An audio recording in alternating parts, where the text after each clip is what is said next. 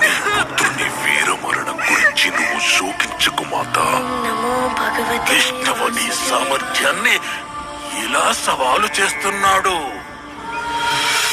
నువ్వు నీ పుత్రుణ్ణి వధించాలనుకుంటే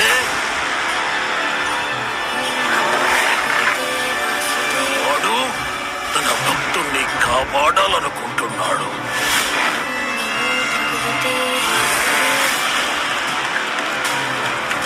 ఇది ఒక తండ్రికి పుత్రుడికి మధ్య గల అనుబంధానికి సంబంధించింది కాదు, ఆధిపత్యానికి సంబంధించింది. ప్రహ్లాదుడు కేవలం ఇద్దరు ఆయోధుల మధ్య చిక్కిన కీలు బొమ్మ మాత్రమే, ఇంకేమీ. గుణగణాలే వినిపించాలి ఎప్పుడు. హిరణ్యకశిపుడే